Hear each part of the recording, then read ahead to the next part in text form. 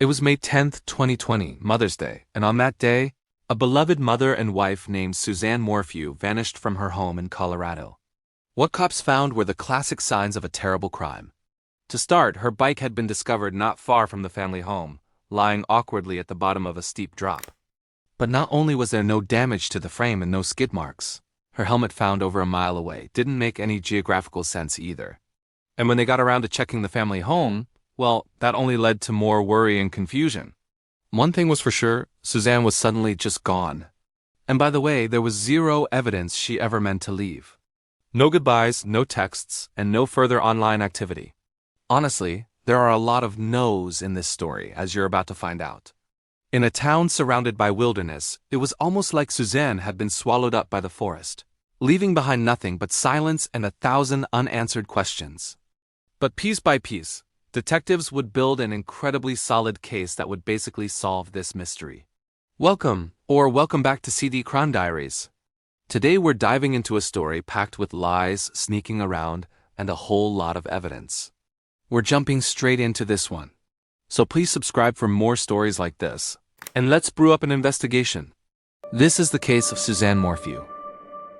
It's hard to believe a story like this could ever happen in a town like Salida, Colorado, where the forests stretch forever under clear mountain air and the Arkansas River cuts through a town that feels frozen in time. It's the kind of place where life seems to move a little slower.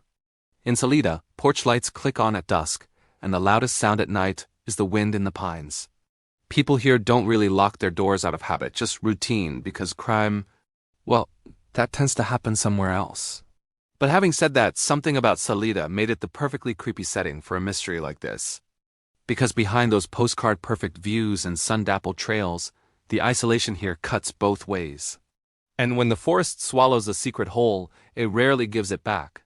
It was at 5:46 p.m. on May 10th, 2020, which just happened to be Mother's Day, when worried neighbors called the police to report Suzanne Morphew missing.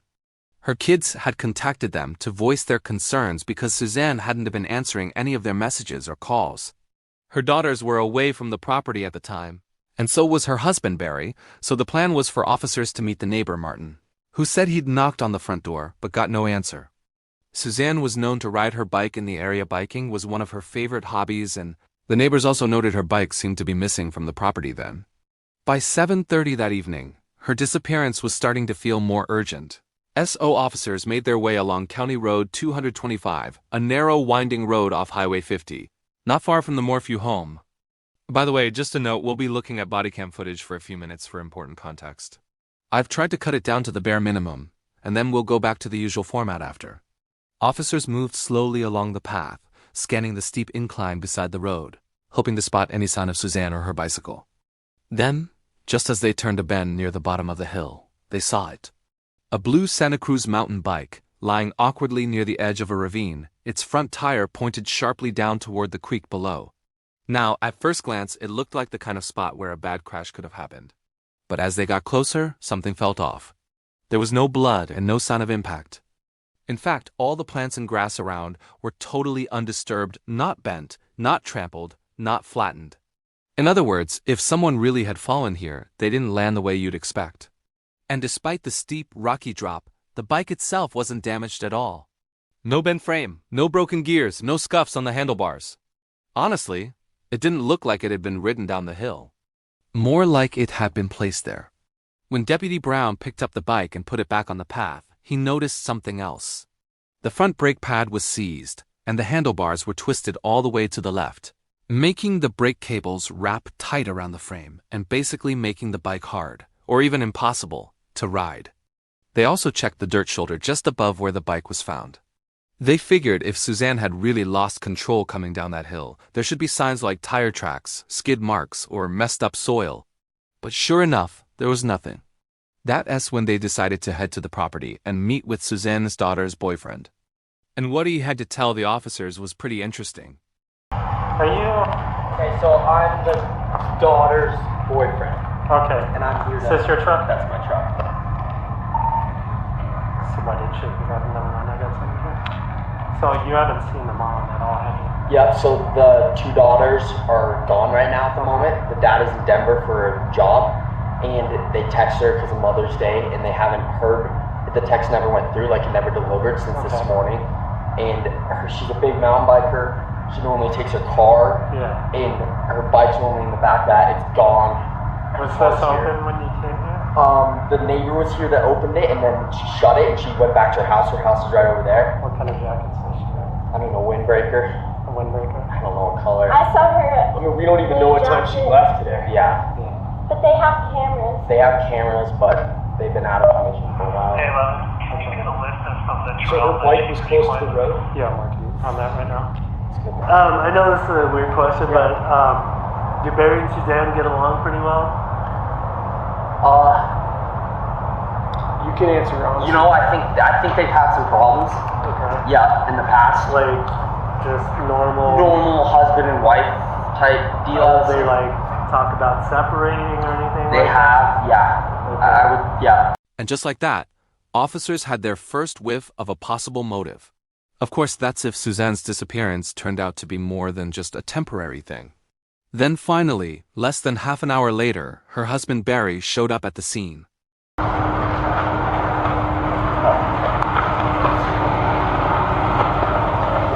Where is it? Where's the bike? Oh, it's right there. Where was it? It was like just right down here in this little embankment right here. So, sorry, take this, dude. I got the husband on the scene here with me.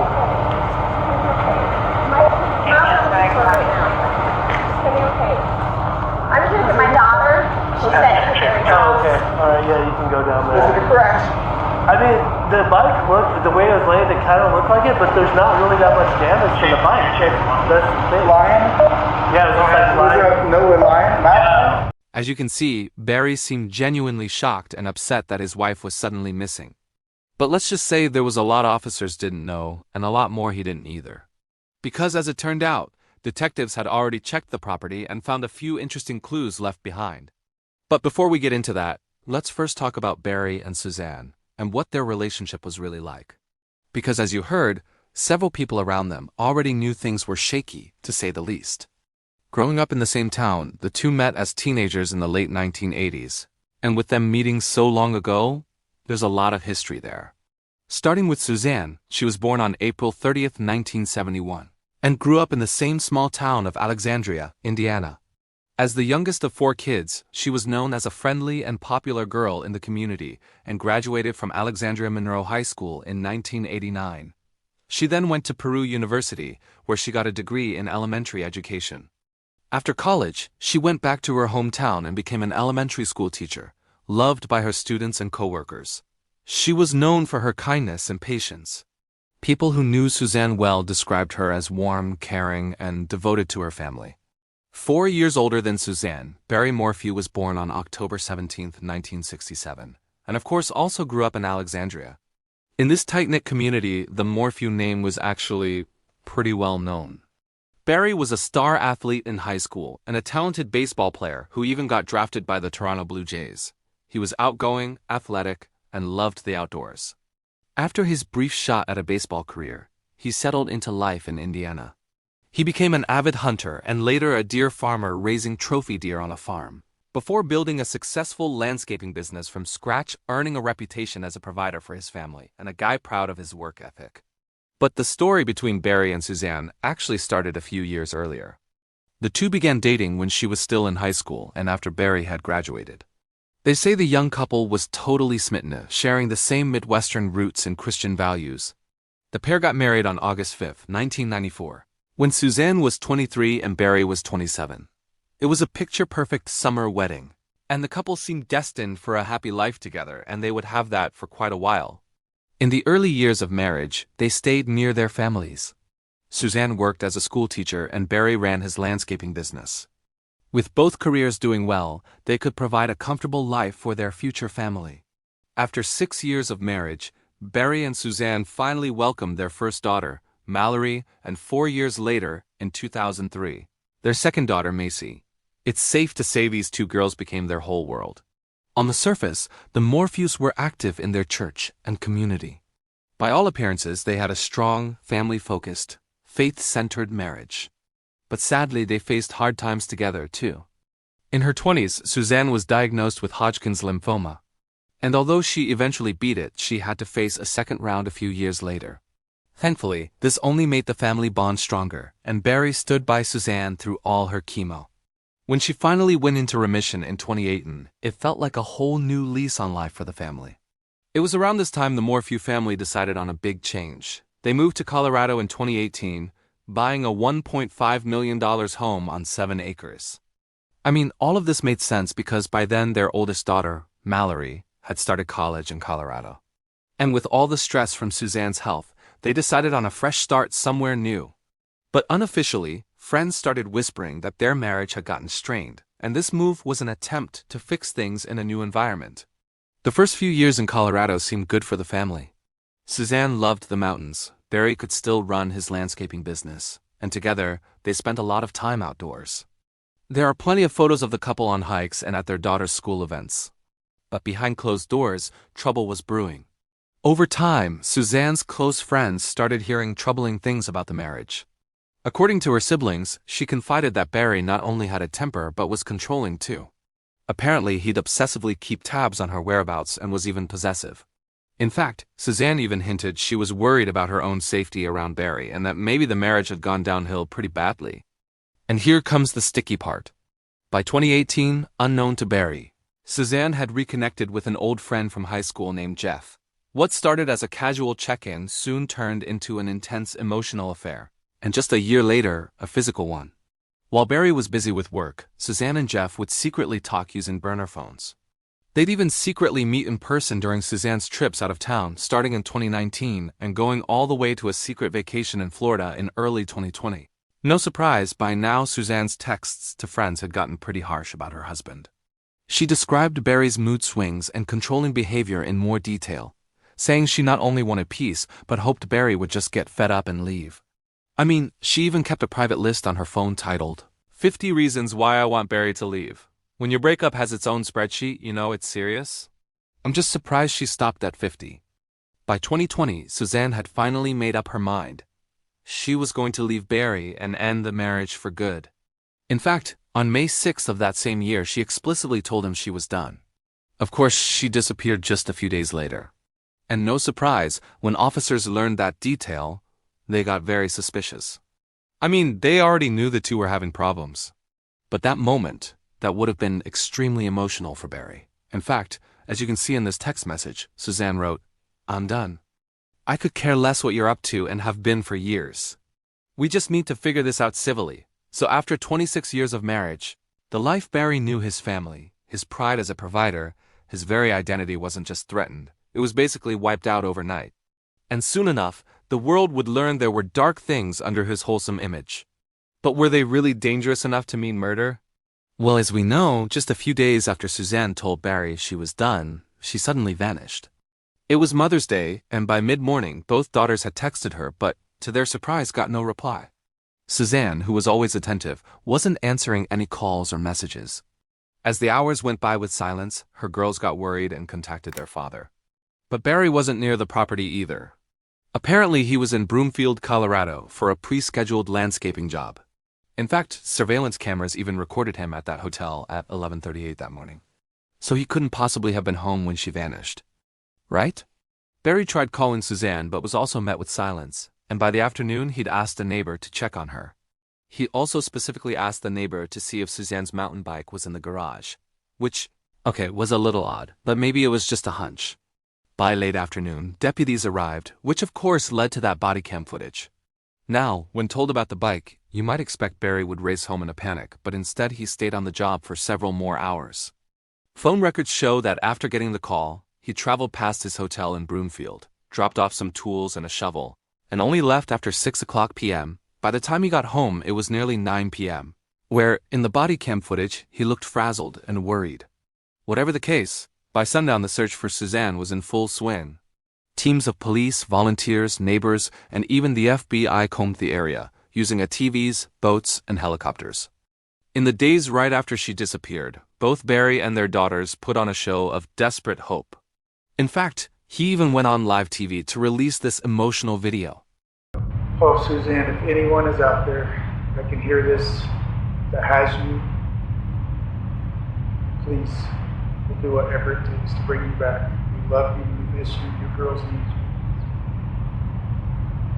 No questions asked. However much they want, I will do whatever it takes to get you back. Honey, I love you. I want you back so bad. But as investigators dug deeper into Suzanne's case, weird clues slowly started coming out. And those clues shifted their focus. Inside Suzanne's SUV, deputies found her sunglasses and a hydration backpack thing she always took on her rides. It started to look like she never went on a bike ride at all that day, and investigators quietly began to suspect the scene was staged to throw them off. Meanwhile, inside the home, they noticed what could be minor signs of a struggle. For example, a door frame in the master bedroom was cracked, a dark vertical split in the wood that wasn't there when they bought the house. Also, in the laundry room, another hint of foul play turned up. While collecting evidence, police found a plastic syringe cap inside the dryer.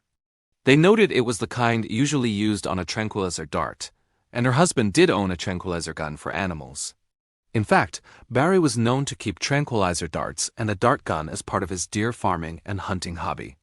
But why would a cap from a tranquilizer syringe be in the dryer with bedding?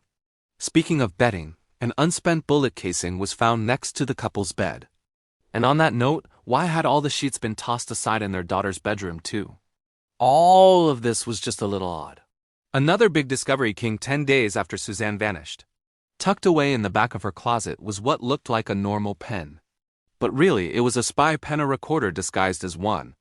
As it turned out, Suzanne believed Barry was the one having an affair, and she wanted to catch him. But ironically, the only thing the device recorded was lots of phone calls about her own affair instead. Now, believe it or not, it took investigators 6 months to identify this mystery man on the recordings. Because this guy, Jeff, who lived in Michigan with his own wife and kids, didn't come forward after she disappeared. In fact, he'd taken steps to delete all their messages out of fear. But once officers tracked him down, he fully cooperated. And he not only had a lot to share, but he was also cleared of any suspicion. That's with the police, at least. I'm sure his actual wife found him plenty culpable. Now, there's actually more to this affair. It turns out Jeff and Suzanne first hooked up at a house party in college decades earlier. And with her and Barry already a couple back then, even that was unfaithful. Just a couple days later, Barry found Jeff on a golf course and was moments away from, quote, beating him down. He only stopped after Jeff convinced him it wasn't worth it and promised to leave his girlfriend alone. After that, Jeff and Suzanne didn't message again until 2018. It was Suzanne who broke the ice, messaging him on LinkedIn saying, "Howdy, stranger." From then on, they started talking on the phone platonically before it turned into an affair. All while Suzanne gave him lots of reasons why she wanted to leave Barry. It is worth noting here that by then Jeff was already married to another woman and had several kids. As the affair heated up, so did the tension between Suzanne and Barry. Barry grew paranoid and was suspicious of his wife. And Suzanne, well, she didn't exactly help the situation. But Barry reacted in concerning ways too. He often asked to see her phone and would even stalk her when she was with friends. I mean, it turns out he did have a reason to be suspicious. Because between October 2018 and December 2019, Jeff and Suzanne called each other a staggering 738 times. Now, although she believed Barry was also having an affair, there's no solid evidence to suggest this. He even sent her a message a few days before she disappeared saying, "I promise you were wrong about all the crazy thoughts about me. I have always been faithful. Only a fool would stray from an angel like you." But the deeper investigators looked, the worse it got. In an interview with officers, one of the daughters confirmed their marriage wasn't doing well, that they talked about divorce before, and that a separation was probably for the best. However, the other daughter said she didn't know about any marital issues and even described their marriage as very loving. But Barry's interview with officers was full of red flags. Throughout it, detectives noticed several glaring inconsistencies. To start, he said he left the property at 5 a.m. that morning and left his wife sound asleep in bed. Later that day, he texted her Happy Mother's Day, but never got a reply. However, not only did his story change about when he last saw Suzanne, but phone and vehicle data later showed his whole account of where he was that morning was wrong. Both the drive to the hotel and the times he was there didn't match up. He also kept flipping between describing their marriage and their last night together as perfect to admitting they had a pretty bad argument. And remember his drive to Broomfield the morning she disappeared? Well, it turns out he was supposed to drive there with a coworker the next day, but instead he left home alone at 5 a.m. that Sunday. Safe to say detectives were now very suspicious of Barry, as were many people watching too. And as days turned into weeks, there was still no sign of his wife. It was like she'd just vanished that morning, never to be seen again. Almost a whole month went by and search parties were still out every day looking. Barry stuck to his story, suggesting maybe his wife had been abducted, killed by friends, or even taken by a mountain lion. In fact, that seemed to be his main theory, while also blaming detectives, as you can see in this video. What seems to have happened from the investigators, and they don't give much, and I've got private people working for me, is maybe she was abducted right here. And they found an article going west of hers. They won't tell us what it is. So they sent another team after they found the article that covered this hillside all the way down to the river pretty good. My concerns were this way and that way if it was the cat, because the cats, they drag their prey up the mountain and out of people's. We can't find sign for the cat, but we got rain like right away. Yeah. Could have washed away sign. So they found her bike just right against that tree down there? Well, no, it was on the ground. The wheel was facing, and the sheriff department, they screwed everything up. They shouldn't have touched it. Oh, where it left it. Evidence. Pulled it up, and showed. And we had cars over here. Well, the sheriff let everybody drive through here, covering all, or messing up all the evidence. They were walking all over this area, which if somebody abducted her, they would have had foot tracks. They would have fingerprints on the bike. And they let 10 other people touch the bike. Oh man. I mean, we was really upset that first night. But I was in Denver, so you were? I didn't get here until 9 o'clock that night. Yeah. And my friend's an Army Ranger, and he knows this stuff better than anybody. Despite everything they had against him, detectives decided to hold off for a while. Because without a body, building a solid case against Barry would be nearly impossible. In the months that followed, Barry started liquidating the family's assets. This included selling their first home in Indiana. And just 2 months after Suzanne vanished, he even sold her Range Rover, which is kind of strange, right? Because if your wife just disappeared without a trace, you'd probably want to keep her car in case she came back. And if that wasn't enough, just a few months later he went on to sell their home on Pima Path, and not for pocket change either, because it sold for a cool $1.6 million. Whatever happened to Suzanne, and whether he had anything to do with it or not, it looked like Barry was ready to close this chapter, cash in, and move on. And he did it with his daughter's full support. But that wouldn't last long, because as the 1-year mark neared, detectives came knocking with an arrest warrant. On the morning of May 5, 2021, Barry was finally arrested near his home in Poncha Springs. He was charged with multiple counts, including first-degree murder, tampering with physical evidence, and trying to influence a public servant, that last one about false statements he gave investigators. The news of Barry's arrest shocked some but made sense to others.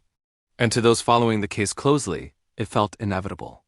As the case moved toward a preliminary hearing, some evidence became public, and the released affidavit painted a dark picture. Investigators talked about the tranquilizer dart cap in the dryer, the discovery of Barry's tranquilizer gun and darts in the garage, and a damning timeline pieced together from his cell phone and truck data, which they argued showed his suspicious movements that day.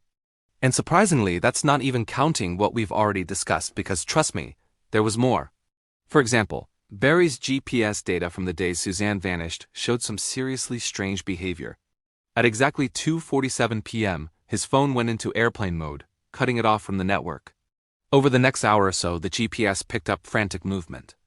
It showed his phone darting all over the property, bouncing from point to point.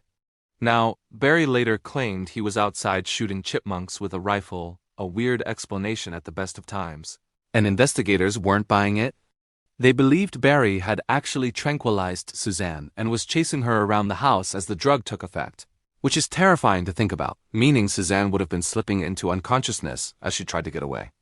And then there were the photos. Pictures of Barry the next day showed scratches and scrapes all over his hands and arms. Barry claimed they were from work, but to many, those marks looked more like defensive wounds. like someone had clawed at him with their nails while fighting back. As for Barry's time in Broomfield, well, that didn't help his case either. Investigators believe he staged Suzanne's bike down the hill to look like an accident or abduction, and tossed her helmet out his truck window along the highway on his way out of town. By then, Suzanne was likely unconscious or maybe even dead. It's theorized Barry then secured her body, probably hidden somewhere else, and planned to deal with it later when he had more time. Between 3:25 and 3:48 that morning, the doors to his Ford F350 were opened and closed multiple times. At 3:56, his phone was unlocked. And at 4:23, Suzanne's phone connected to a local cell tower for the last time. Around 5 a.m., as the sun started to rise, Barry hit the road toward Broomfield for what he said was a work trip. But he wasn't just carrying tools, as it turned out. He was also carrying incriminating evidence. By 8 a.m., he checked into his Broomfield hotel, but strangely didn't do much work. Coworkers said he seemed agitated, and one even said they saw him carrying large trash bags to dumpsters. And that's true because over the next few hours, he made 5 separate stops at dumpsters all over town. Surveillance footage later caught him dumping trash at random spots, including behind a gas station, into a McDonald's bin, and near his hotel. He even claimed he went to McDonald's to buy a Big Mac but changed his mind and ate a granola bar instead. I guess he was on a diet of lies and deceit. Investigators believe these were strategic trash drops where he got rid of bloody rags, tranquilizer dart packaging, and anything else linking him to the crime. In one dumpster, police later found an empty tranquilizer dart case matching the exact kind Barry had. And here's the real kicker. All these trash runs happened before anyone knew Suzanne was missing. So if Barry were really innocent, he spent all of Mother's Day frantically dumping trash and bleaching his hotel room, without once trying to call his wife to say Happy Mother's Day. He then went back to his hotel, and between 12:42 and 6:03 p.m., he didn't leave. When he finally checked out, a cleaner said the room reeked of bleach. Wet towels were scattered everywhere.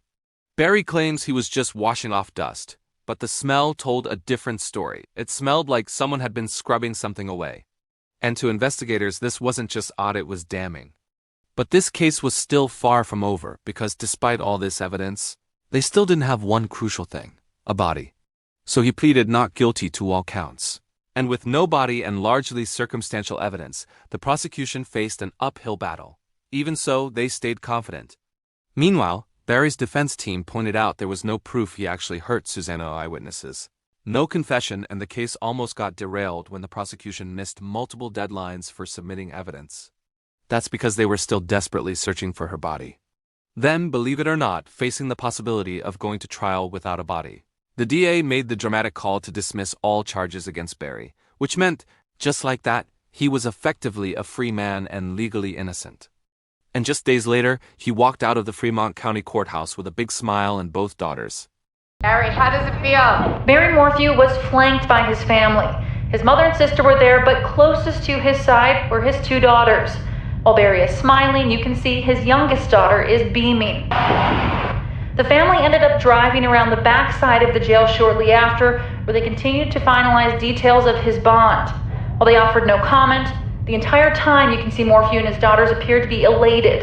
His daughters have been by his side since his arrest about 4.5 months ago. As you can see, his daughters kept standing firmly by his side, clearly overjoyed their father was finally free. As for Barry, he kept a pretty low profile after that. He and his daughters moved out of Salida, reportedly settling in another part of Colorado for a while before eventually moving to Arizona. Soon enough, Barry decided to push back against the authorities. He filed notices of intent to sue those he thought had wronged him.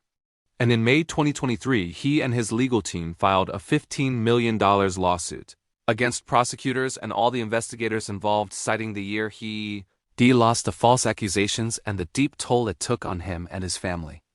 One strange thing to mention here is that during this time, Barry got convicted of voter fraud after voting in the U.S. election using Suzanne's name. When the FBI asked why he did it, Barry shrugged and said he just wanted Trump to win and figured she was going to vote for him anyway. Barry claimed he didn't realize it was illegal, even for your wife.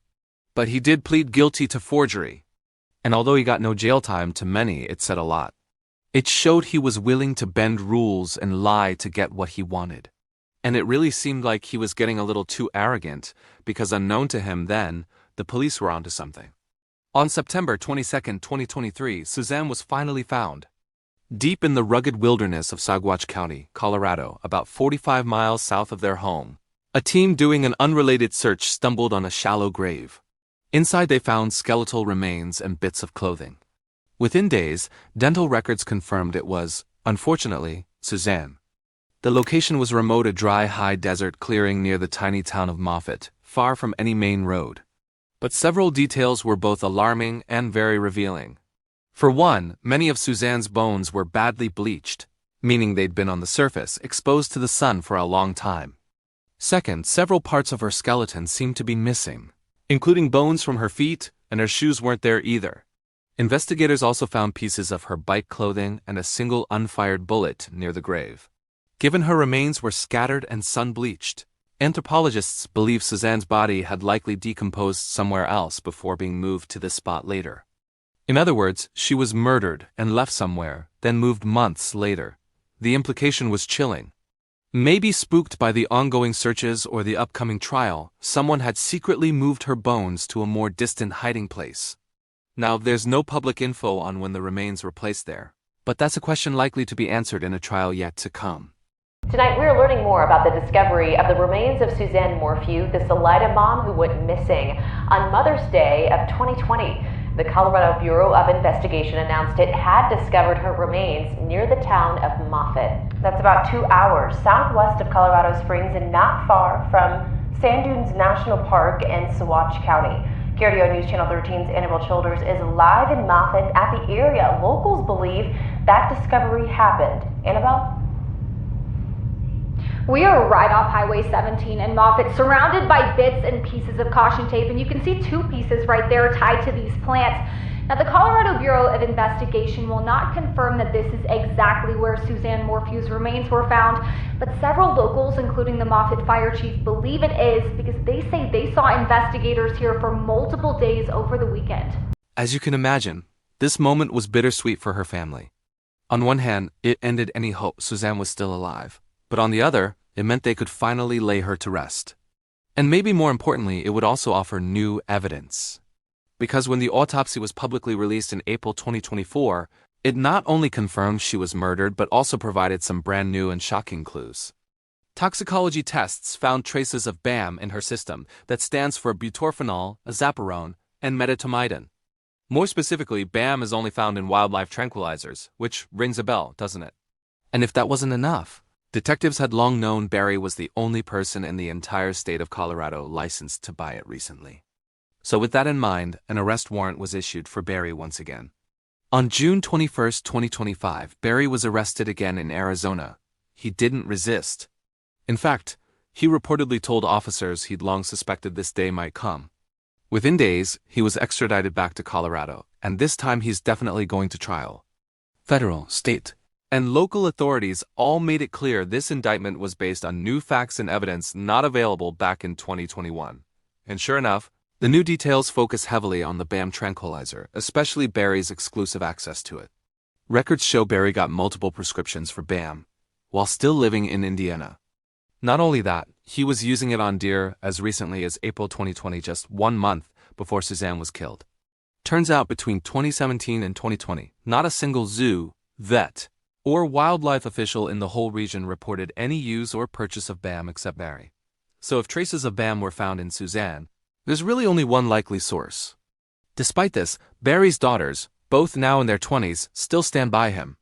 They still believe their father is being unfairly targeted. Looks like love is blind, especially with family. As of this video being posted, Barry is once again awaiting trial. He's already made his first court appearance, and the judge set his bond at a steep $3 million cash only. Prosecutors believe they now have the upper hand. And with Suzanne's body and the chemical evidence, yes, their case is stronger than ever. But chances are Barry won't go down without a fight. So I'm sure his legal team is preparing for war. So that's basically where we're at now. And although Barry hasn't stood trial yet, I think it's pretty obvious which way this will go. I wanted to cover this case while I could because honestly, I see this becoming the next Chris Watts story. And by the way, it's no surprise Barry's lawsuit against law enforcement has basically fallen apart. I don't think he'll be worrying about that much longer. Over the 5 years since that Mother's Day, This story has taken some dizzying turns, cycling through theories, arrests, setbacks, and now finally a trial. And while the outcome feels almost inevitable, it's clear this story isn't over yet. It's tragic, no doubt, and Suzanne definitely didn't deserve to die. But that's not to say she handled everything perfectly either. From having a long-running affair to planting secret recording devices in her own home, it's clear there were multiple layers of dysfunction here. But then again, if this really was an abusive relationship, simply walking away is never as easy as it seems. Looking back, this marriage should have ended years earlier. And in those hundreds of messages between the two, Barry came off as both self-loathing and explosively reactive. So that's basically where we're at. And I'm sure once this case wraps up and the dust settles, I'll probably revisit it. But for now, that's all I have on this one. And by the way, thanks so much for sticking around and watching until the end. I really appreciate you. As always, I'll see you next time. Thank you and goodbye.